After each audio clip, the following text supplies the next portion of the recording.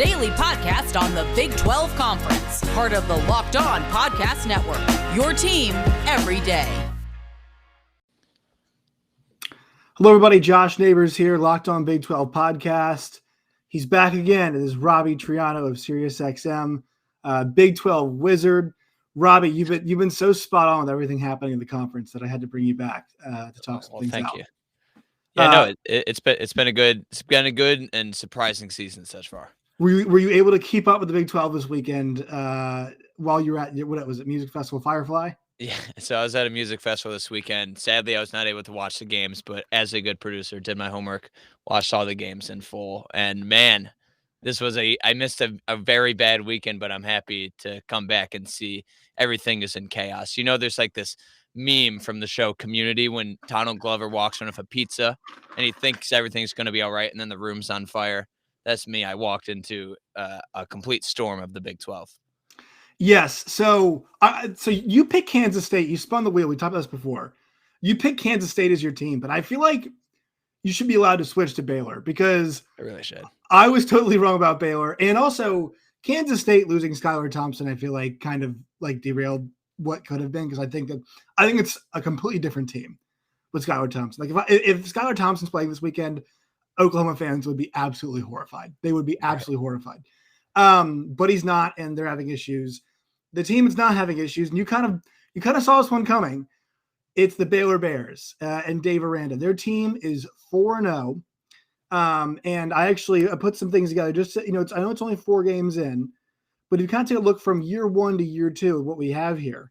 Year 1, they were 2-7, 23 points a game, 33% on third downs. They only average around 90 rushing yards a game. This year, 4-0 record, 42.8 points per game, 45% on third down, and 272 rushing yards per game. Now, they haven't played great competition, but really elevating their play and a program-defining win, at least program under Dave Aranda, last week against Iowa State. Yeah, it was quite the statement, and I'm happy you brought up that graphic, because the thing that I've been so impressed about this team so far is it looks completely different from last year. Like completely different. That Larry Fedora offense was a pain to watch. I know they didn't have good blocking, and most of their running backs were injured, but that was such an absolute pain to watch. And this year, this has been my favorite team to watch. The way Gary Bohannon has played at quarterback, the way he's able at sometimes to make the deep pass, but also scramble, the way they have all of these weapons. It makes me think, like, why were we so down on this team? So many people, like, this is where in the COVID year, we all want to be like, oh, this is what they are. But it just seems like this is a completely new team this year than last. And you have to give Dave Aranda a lot of credit. I think they made the best hires possible for Jeff Grimes. And throughout this year, heading into this Iowa State game, it was, they were playing cupcakes. Let's see how they do. And then they play what we call at one point, a college football playoff team, and they beat them in the first conference game of the year. I don't know if that's more bad on Iowa State, but I'm going to give credit to Baylor to winning that football game. Yeah, I thought Iowa State played well. Like Breece Hall had an awesome game. I thought, given the level of competition, that was actually Brock Purdy's best game. Like, I know he lit it up against UNLV, but this is a really good defense, a good Baylor defense. And he had a good amount of success, obviously interception, but it really wasn't his fault because it was tipped at the line. Baylor played a perfect game, Robbie, because their offense was good enough. They got the 2 big returns from Ebner. One was a touchdown. One was the one that set up a field goal. And their defense had, made the right stops at the right time. I've mentioned this a bunch, but there were 5 separate trips that Iowa State had inside the Baylor 25 that ended in either a field goal. 4 of them ended in field goals, and one of them ended in a interception, a very critical interception at that. So, they bent, they didn't break. They took Iowa State's best punch early, went on a big run, took Iowa State's best punch late. And this, we've talked about Dave Aranda a bunch and how there was some questions about how it's going to work out as him as a head coach. And that's a rough transition, especially in the COVID year. But he is, once again, as introspective as they come, and clearly has reflected on the mistakes that he has made as a coach, he has made as a leader, and has got the right people in there right now. And I don't know how far they can take this. Once again, like they won by 2 and they played essentially a perfect game, like the perfect Baylor game, given what they have. So I don't know how far they can take this, but I mean, this is maximizing what that team has right now. Like they are maximizing their potential at 4-0 right now. And I'm excited to see what the sustainability level is, because a lot of Big 12 teams are not humming on all cylinders. They are, and they have been the entire year. Yeah, you bring up a good point about them humming. Like, we're probably going to talk about it later about the struggles for the top of the conference. But for Baylor to open conference play with this, it really feels like they can kind of sneak into the door like they did in 2019. And going back to the Iowa State game, they made some stops at some really critical points, like you brought up. They forced Brock Purdy to throw an interception late in the game. They got the stop in that 2-point conversion. It just feels like they have such a good foundation. And like, compared to last year, it feels like Dave Aranda's, like you said, has been able to hone on that foundation. What they have this week, though, is I think maybe their biggest test. It will be their biggest test of the year, in my opinion, after the struggles Iowa State has. But going to Stillwater to play Oklahoma State, these both teams, I would consider them maybe the second, third, or fourth team, however you fit in the Big 12 conference.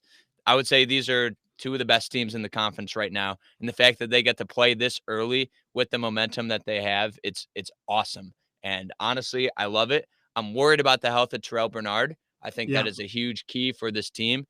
But honestly, I love all the pieces that this team has offensively and defensively. And I'm, once again, earlier in the year, I said Baylor is going bowling. I think I undershot myself. I think they could do some real noise in this conference. Yeah, they might. And I wish they could play somebody else this week besides Oklahoma State, because I feel like both these teams just played well. Good for us as fans, but like these two teams just both played their best game, right? Oklahoma State handled Kansas State, and obviously Baylor gets the win, so they're on a collision course. Well, their schedule just stinks now. At Oklahoma State, home at West Virginia, home at BYU. BYU is the number 13 ranked team in the country. Right. Home at Texas. It's happy those 3 games are home. And then they're at TCU and home against Oklahoma. It's a good thing most of their games are at home, so they could set up. But that is one hell of a gauntlet to go game after game after game. They have a bye game in between BYU and Texas. But my God, that's a tough stretch of games.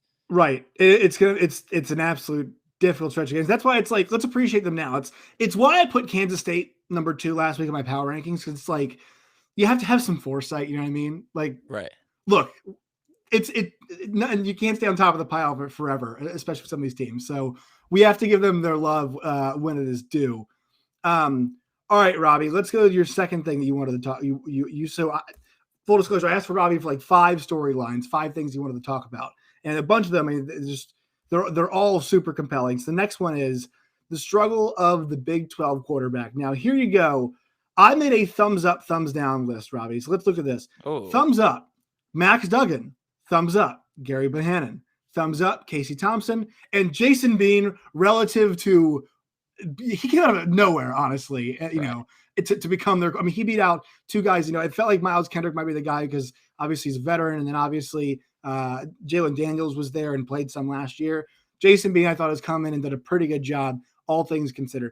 Thumbs down, Spencer Rattler, Spencer Sanders, Brock Purdy, Jared Dagey.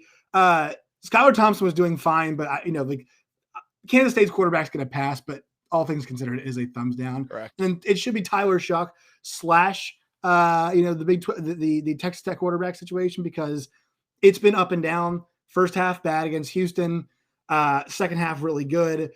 Weird game against Stephen F. Austin. They throttle FIU. It's whatever. And then this game where they don't look very sharp in the beginning. Tyler Shuck gets injured, throws a pick 6. Henry Columbia looks pretty good in a relief effort, but also so they're them in Kansas State more towards the middle, I would say. But let's go with the thumbs up guys first. Just kind of let's look at that. You were right on Max Duggan. He has looked a lot better. It's weird. TCU has a ton of problems, and none of them right now involve what's happening on the offensive side of the ball. Yeah, I love Duggan's play, and also it helps that he has Zach Evans to be this type of like running back in the Right. conference, who I consider one of the best to elevate or like take that pressure off him. So the threat of running is so high that he can pass. I love Max Duggan's game. I think he's great. I think that loss against SMU is going to hurt them, but I think that Max Duggan is showing his potential here. For right now, I think Gary Bohannon has been playing the best in the conference right now. I mean, his record dictates it. His wins play it as well. He doesn't turn over the ball very much. I like those two quarterbacks very much. And you talk about Jason Bean. I mean, like his team is not very good, but He's the running fact for that, his life. I mean, he has to do yeah, everything back there. I think he is by far the best option. Before the year, we were talking about Miles Kendrick, and then we look at Jason Bean coming out of nowhere. He's able to scramble. He's able to throw the ball. I think, like in the game against Coastal Carolina, a game that they were supposed to lose by a lot, which they did, he didn't turn over the ball at all. So for a quarterback in his second start at a Power 5 school and not turn the ball over, that's really important. And the thing is, like we talk about the struggle of the Big 12 quarterback. I mean, we all thought Spencer Rattler was going to be the number 1 overall pick. That offense has looked worse that it's had in years, under the worst that Lincoln Riley's had. Spencer Sanders had a great game against Kansas State, but besides that, very turnover prone. Brock Purdy, I mean, he has been by far, by far, by far the most disappointing quarterback in this league. That game against Iowa, I think, will forever haunt him. And I think that will be the story of Brock Purdy when he graduates, that he could never, ever get over that hump. Jarrett Dagey, I mean, I put he's an extra not T in there. By the way, I apologize, Jared Diggy. I know it's 1 T, not 2. he's probably dealt with it before, so Yeah. it's okay for him. But Jarrett He's got Dagey, bigger things to worry about than my yeah, spelling of his name. he has some just random passes that are just like, what are these type of turnovers? Why are you throwing this ball? Like, you can just get rid of it. Or the way I have a lot of problems with him. And also, I think Neil Brown understands he has a lot of problem going to another quarterback, Garrett Green. And then, yeah, Tyler Shuck in that whole Texas Tech situation. I mean, he's not the quarterback we thought, and he gets hurt, and it's Henry Colombi. Henry Colombi also made some awesome throws Mhm. at Texas. Like, where did this come from? But that did not show up how we've been. It's sad for Texas Tech because I had high expectations. That game against Texas is really demoralizing. So, yeah, when I talk about the struggle of the Big 12, we were talking about how this conference has so much depth at the quarterback position. Right. But yet I feel like this league has just been completely run heavy because the quarterbacks have been so bad, or some quarterback situations didn't pan out like we thought, like Kansas State and Iowa State.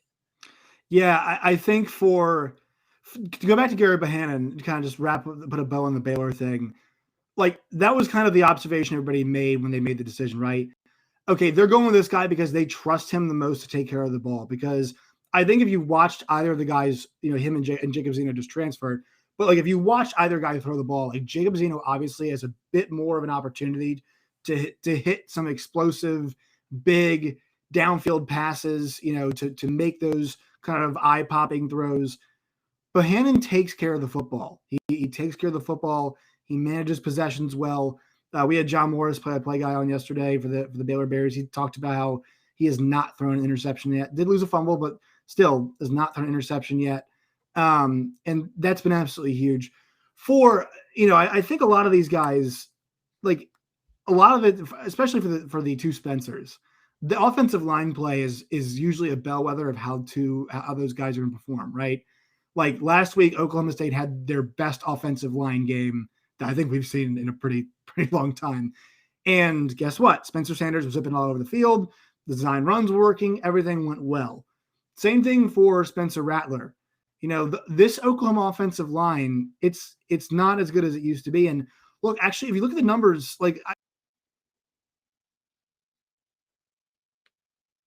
there we go. We're back. Obviously, the flip. It wouldn't be a show with Robbie and I unless that happens. So you look at what happens, there, Spencer Rattler, obviously, like his decision-making needs to get better, but he's still completing a lot of his passes. They're not the downfield offensive passing attack that we're used to seeing. They're not able to get that going. And also that running game has not been getting going. I will say this, Robbie, last year, a couple of things. Number one, they were bad in September and turned it around in October. Now you kind of think about this too, is that, like they've got an opportunity to kind of get to exercise the demons that they have against Kansas State kind of all wrapped into one. So it's that October turning the corner opportunity. And also last week, think about that last drive they had against West Virginia. West Virginia opened the door. They gave them the opportunity to score. And what happened? They went down the field and they scored and they won the game. So I think, while people are calling for Caleb Williams or whatever, like let's wait one more game before we really start throwing a massive fit about what's happening at OU. Yeah, I think you bring a good point there about the offensive line. Maybe this could just be the struggle of the offensive line because definitely at Oklahoma, they have not been able to do anything they want offensively. And I think we've just been spoiled. I think I can just take that for what has happened at Oklahoma.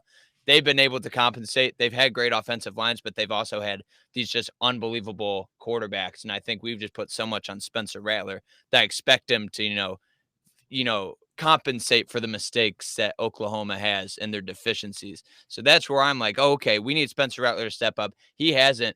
Weird fact, though, he has completed 74.1% Right. of his passes. So it's difficult because, we want him to be this so much, and we just heralded him as the Heisman before the season even started. So I think you have a good point about the offensive line. That could be a major reason Rattler has struggled. But also, I think there's just some throws he is late on. Some throws I don't think he's just hitting. It's just been, not the type of Oklahoma quarterback that we've seen. And do I think he deserves to be booed? I don't think any fan should boo their own fan. Another storyline that is just like a sidebar. Does any fan base love their team right now? Seems like Oklahoma hates their team. Seems like Oklahoma State fans hate their team. I think the only fan base that could love their team right now is Baylor and Texas. Those are the only two people I'm like, you have to be confident. And even Texas fans are probably mad at the Arkansas game still, right? I know, but looking at Arkansas, we actually know they're really good now that they beat Texas A&M. Right? So it's like that loss makes a little bit more sense. The pain is a little relieved from that. But I feel like every team in the Big 12 hates their team so much. And so I don't understand the booing of the fans, but yeah. Like I get it, but like also, I understand you're paying customer or whatever, those kinds of arguments. The counter I would have to that is like, these are college kids, remember that? And if you are somebody who is older than 18 and 22, like just think about yourself at that age and think about if somebody if we preordained you the number one pick in the draft, the Heisman front runner in a long line of guys that, even Jalen Hurts, right? The third guy who didn't win the Heisman, but he was number 2, took him to a playoff, and also is a starting quarterback in the NFL right now. That it's a lot to live up to. And I've been mentioning this a bunch, but I think it's important. Like Lincoln Riley even said that after the game, and this is kind of stealing thunder for what's happening later. So let's save the Oklahoma stuff actually a little bit later. Third thing we'll get to in a second, but first, a word from our sponsors, our friends at Prize Picks. Robbie, we got over-unders on punting yards, on touchdowns scored, on interceptions.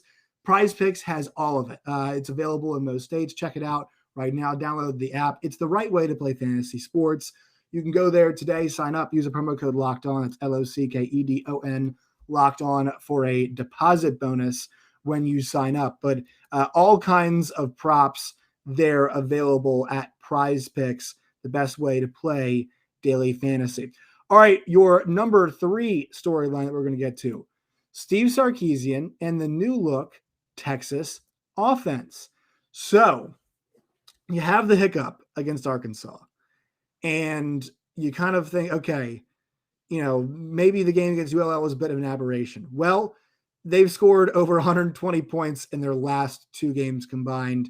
I know Tech's defense isn't great, but this is what the offense is supposed to look like. And Robbie, I want to put up something right here to just kind of give you an idea of the way they've been humming. Casey Thompson, 78% completion percentage, 565 in the air, 8 touchdowns, 2 picks, and he's done a good job running the ball as well. Bijan Robinson, 436 in the rushing yards department, 145 receiving, 7 total touchdowns, 7.4 yards per touch. And one guy I really want to talk about is Roschon Johnson, because 25 rushes for 206, 3 scores, 37 receiving yards, 8.7 yards per touch. I think a part of what makes Bijan so effective is the fact that you don't have to ride him necessarily in the way that a West Virginia rides a Breece Hall. in the way that in a way that Iowa State rides Breece Hall, in a way that West Virginia rides Letty Brown, because you can give him some breaks, right? You don't have, he's dynamite basically every touch. But the reason why they can get so much out of him touch for touch is because when they're bringing in the backup and Roschon Johnson, the production level really isn't dropping off that much in terms of what is he giving us on a down-to-down basis. This is a guy who could easily, what he did last game, go for 100 yards in a game. He is nowhere near the talent level that Bijan is, but he is an experienced, successful runner who knows how to get the most out of his reps. He knows as number 2, he can go full tilt every single rep he gets because, their job is to go, him to spell Bijan and be effective and get him a blow. And that means he can kind of empty the tank every single time he gets the ball. I mean, he's been really effective. So I think that running back combination has been so important because we've been waiting for that next guy to step up at wide receiver. It looks like we've heard about Xavier Worthy. It looks like it could be Xavier Worthy after the game he had last time, but that's still TBD. But in the meantime, they've got, all 3 guys in the backfield, Casey, Bijan, and also Roschon, all effective in their own way. Yeah, totally agree with you on that. Fozzie Whitaker, one of the hosts on Big 12 Radio and also a former Texas running back, compared Bijan Robinson to a specific player. He said Reggie Bush. He has shades of Reggie Bush. And it makes me think, Steve Sarkisian used to work for USC. Bijan Robinson is Reggie Bush, is Roschon Johnson the Lendell White. The way they can interchange these two players, obviously he's not as big as Lendell, but like the way they're able to intertwine these two. And at one point, Roschon Johnson was running the Wildcat for a goal line, not a goal line, but in a red zone score in a situation. This offense has been a lot of fun to watch and something that we've criticized a lot, me included. I think everyone who watches Texas before the last 2 games, how have they handled this quarterback situation? Snip snap of Hudson Card and Casey Thompson. And it looks like Casey Thompson is really proving to be that guy leadership wise and also just what he can do on the field, the way he can scrambles against Texas Tech, throws 5 touchdowns. I know historically speaking and Texas Tech does not have a great defense historically speaking. Matt Wells was really high on it this year. So the fact that Texas can hang 70 points on this defense is just like amazing. Game number 4. And the thing we came in coming the year, what type of players do they have? What type of skill weapons do they have? Xavier Worthy has been awesome. Jordan Whittington has been awesome. And the way they have been used has been awesome. I'm really high on Texas this year. I think right now, if we were to rank the number 1 team in the conference, I would put them. I think their talent has been used the best. I think their defense has been solid. I think right now they are the best team in the conference. And that game against Arkansas I think Arkansas is just a great team and they were on the road. I think that is just something that as we head into Big 12 play, Oklahoma has not shown great. We'll talk about that. But Texas has been, I think, the best team in the conference so far this year. Yeah, I love the idea of Steve Sarkisian as a problem solver, right? I don't think enough times we think about these offensive guys as almost always ahead of the curve, right? Like that's kind of where they're positioned in terms of a football brain. But like the idea that they are problem solvers is not something that we always talk about, right? And so obviously they have massive problems in that second game of the year, and they make the switch to Casey in the game, right? And then they make it going forward. So maybe you kind of, see that, hey, Sark identifies the problem is the offensive line is not as good. Maybe it's a bit too early for Hudson Card, especially on a playing field where the athletes are a bit more even, right? Maybe you need a guy who can give more time for your wide receivers to get open, to create some space, your playmakers to get into certain areas. Casey Thompson does that, and it's been the right fix. Now, I'm excited to see, TCU has been a major thorn in Texas' side the last few years. But also their defense has been so bad this year, which makes TCU Texas this really compelling matchup come Saturday. But yeah, as for right now, Texas has it humming.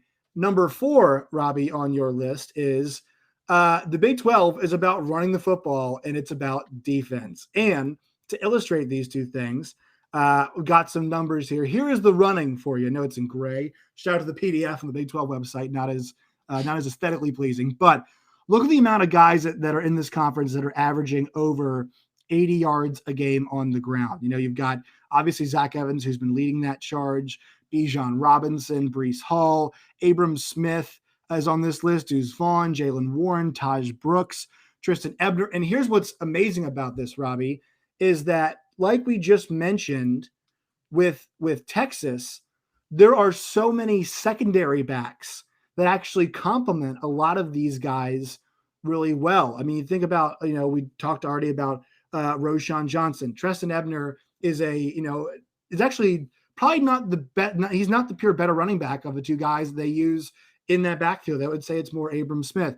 Obviously, TCU's got a nice combination there. Xavier White and Taj Brooks are a nice combination if you add in Sir Roderick Thompson also at Texas Tech. Like all of these schools, and even I know the Oklahoma thing has not really worked out, but I think the fact that they've got multiple backs that they can use that are pretty good.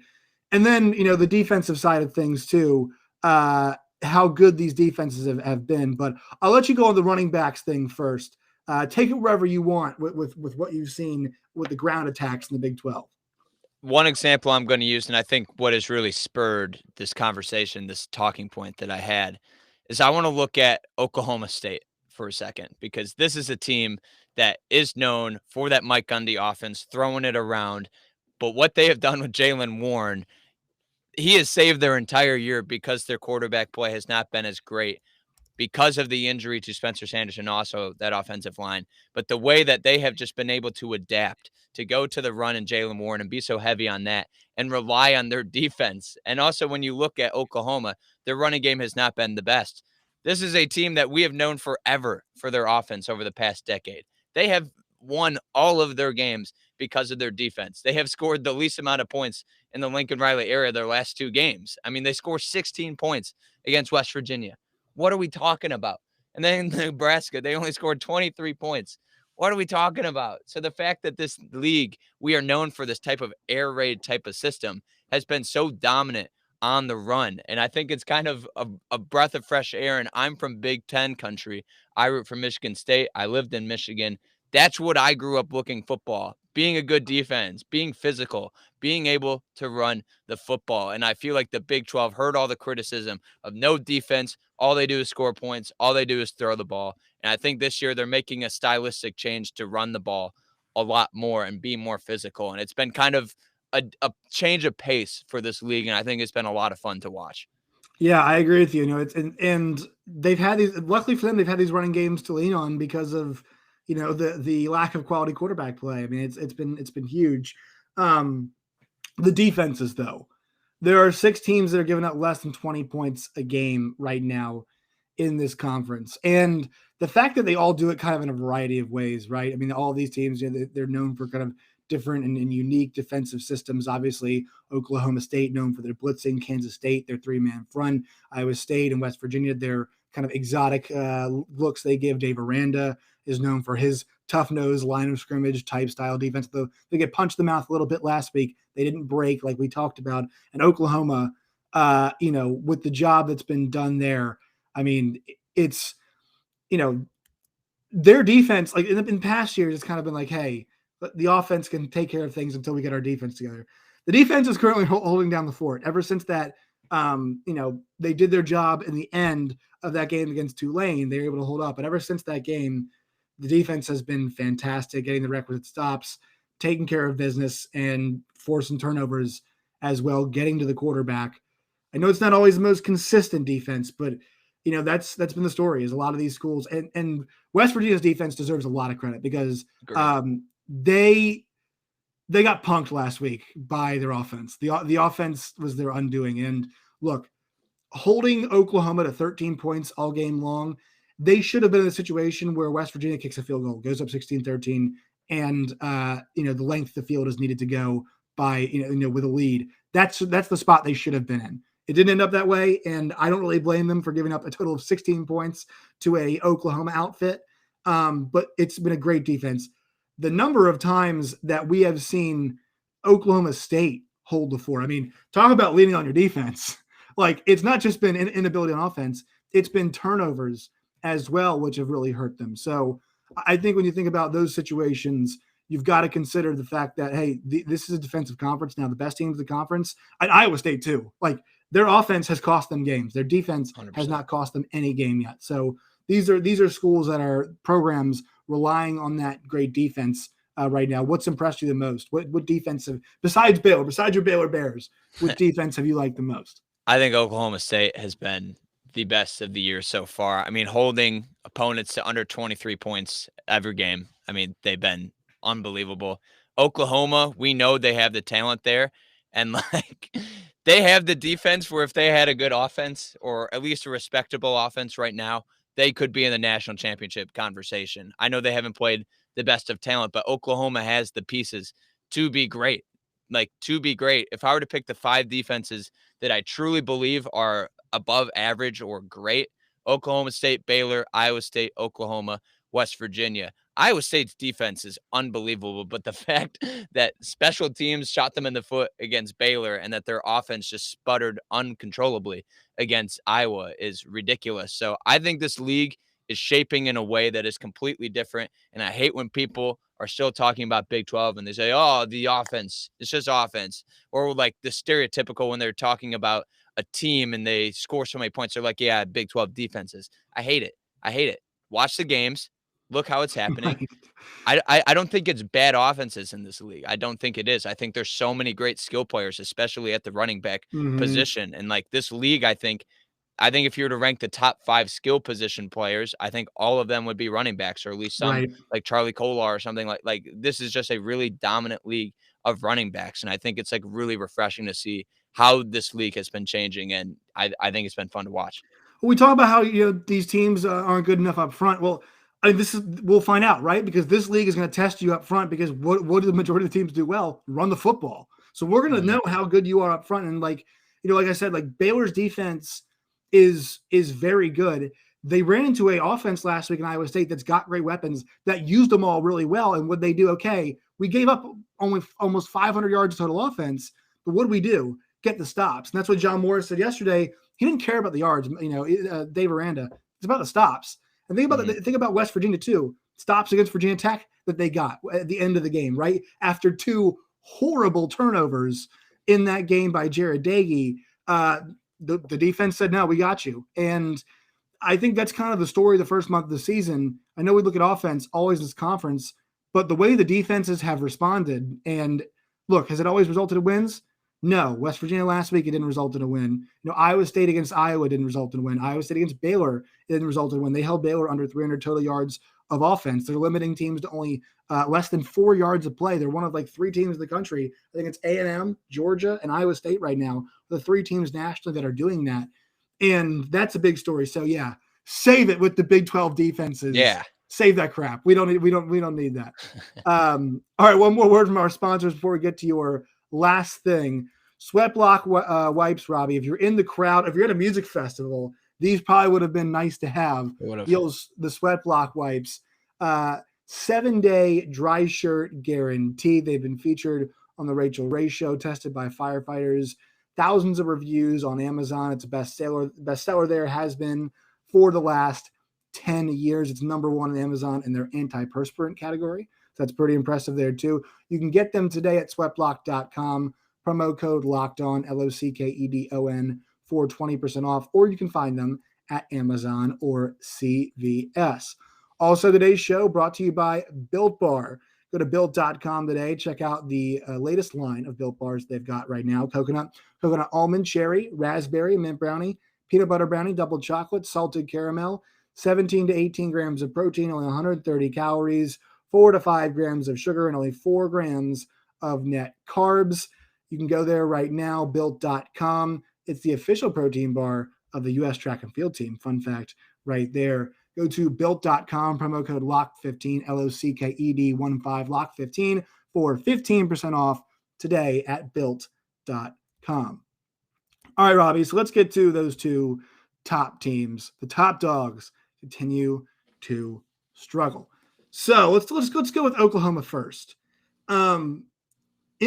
So I actually have I have my power rankings. I'm going to show them to you in a second, but I have Oklahoma number 1, and I'm kind of somebody that doesn't always like to lean on the past when we're making power ratings, but this Oklahoma group they currently have is so similar to last year's group, and I think from a talent perspective, you could definitely argue that all around talent they're a little bit better. The one place they're not is the offensive line. And that appears to be and you and I are no offensive line gurus, nor do we look like our offensive line gurus, but we do work with people. Gabe Eicher, namely, played center in Oklahoma, and says that they just look confused. They don't look like they understand what they're supposed to be doing. They seem a bit lost. And that, as the season persists, that will eventually cost them, in my opinion. Now they have time to work it out, and this will be a great weekend to see how they do against Kansas State, because we saw Oklahoma State control line of scrimmage and beat them. I think the blueprint's pretty much there for OU to do the same with the talent that they have. Curious to see what your thoughts are on OU and kind of what your optimism level is for them as they move forward their season. This team has been so it's difficult because in radio over the summer, you just regurgitate the same things over and over. OU is going to be a national championship type of team. This is the best team that we've had in such a long time. Is this Lincoln Riley's best team? And when you look at it, like, no, no. Like, they don't have a running game in a league where we just talked about how important it is to have a running game. They do not have the players. They do not have, like, I listen to Gabe a lot, and he talks about the offensive line because I need to know that because I'm an idiot. I'm 6'2", and I'm 180. Like, there's no way I know anything about offensive line play. Right. And it's just like when I look at this offense, sometimes just some players just look lost. And when I look at it and the things we know about this offense, I don't think they're accomplishing anything that we thought that we've seen in the past. And if you look at this team and say, what is one thing besides defense that they do great right now? I don't know. Right. Right. They're good at rushing the quarterback, but like they only got one sack last week on Jared Dagey. Right. So, so you're right. You're right. So when it comes to Oklahoma, yes, they are 4-0, but can you come away from any game besides Western Carolina and be like, yes, they made a statement that they are one of the best teams in the country, and they haven't. But because they are Oklahoma, they are the number 6 team in the country, and they are the number 1 team in the Big 12 for most people. And it's just, I hope they get things together because I want this conference to have someone at the end of the year on stage, on a big stage. Could it be Texas if they roll through the Big 12? Yes. Could it be a Baylor if they pull off the miracle season? Sure. It's just, I don't know how we can look at this Oklahoma team and be like, yeah, they can beat a Georgia. Yeah, they can beat Ohio State if that's the case. Yes, they can be an Oregon. There's nothing that has promised from the preseason to now, and it's startling to see what exactly is happening because we just view Lincoln Riley as this like God-sent of offense, and they've shown nothing of that so far. Yeah, I said early in the season, Oklahoma State, it felt like their motto was going to be by hook or by crook, or they're going to get the job done this year. Maybe that's Oklahoma, right?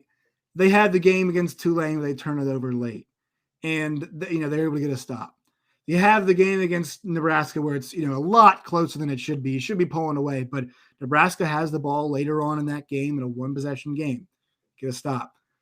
Against West Virginia, you're in danger of going down.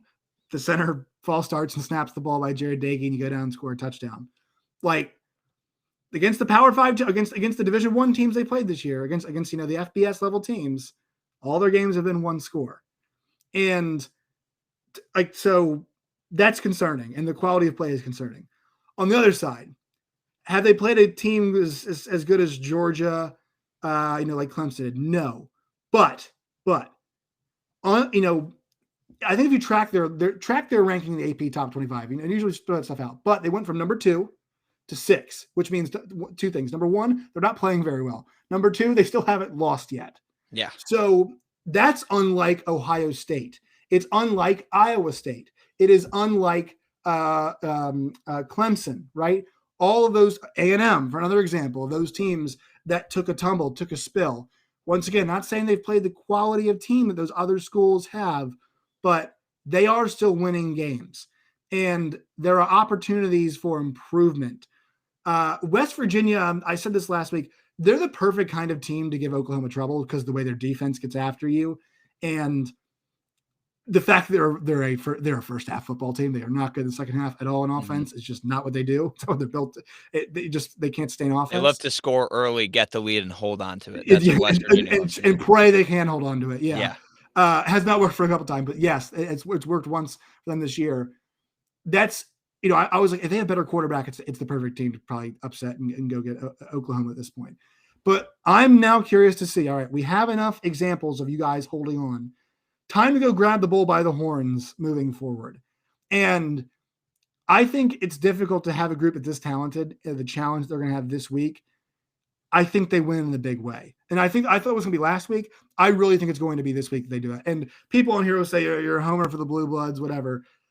Look, I'm just not going to bet against that level of talent. They've won the conference this 6 times in a row for a reason.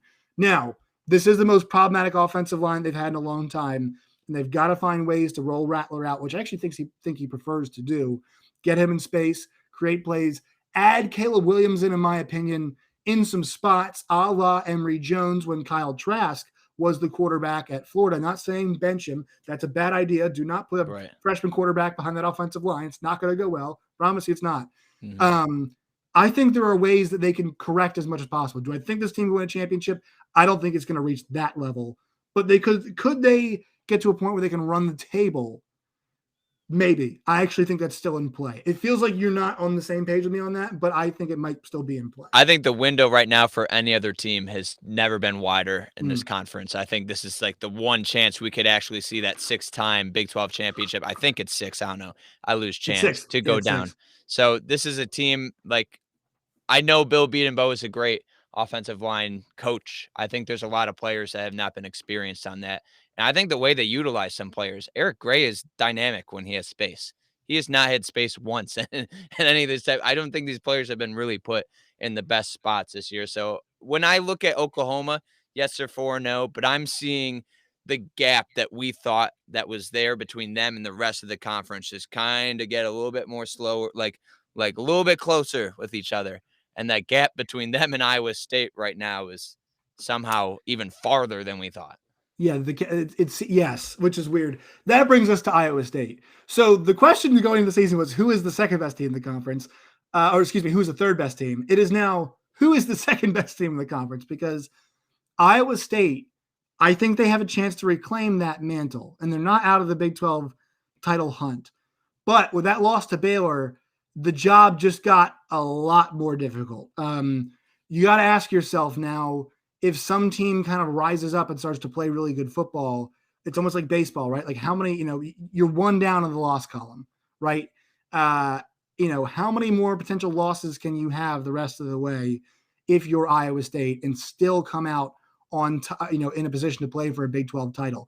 Once again, doable, and they are slow starters. To me, though, this just feels like they just can't get everything working at the same time. They cannot. Their defense has been great all year. The run game is really good. A lot of this does fall on Brock Purdy just being inconsistent. I know we've said it a bunch, but last week I thought he was really good. I thought he had a really strong week, and the interception was tip ball. But I don't really know what to say. Like the Iowa game is kind of a throwaway, but they just got beat last week. They straight up just got beat because their special teams, which really matters, wasn't good enough, in my opinion. That's what faulted them. They outgained. They were more disciplined. They held the football longer than Baylor did. But the other stuff cost them, and that's the problem for me, Robbie. They can't seem to put it all together at once. Yeah, this team, I think, is very accident-prone, and I think that Brock Purdy is the worst quarterback to have in there if you're an accident-prone team. Yeah, he played good against Baylor, but this is the team now. I think teams know the blueprint of how to beat Iowa State, and it's make Brock Purdy beat you, and he's going to screw up at some point. This is a team that I feel terrible for if you're a fan, because, yes, they can still win the Big 12 conference. We thought this was a college football playoff team. Were we too ahead of ourselves there? I don't even know, because last year they proved it the way they were playing throughout the Big 12 conference. And then in that championship game, they played Oklahoma really close.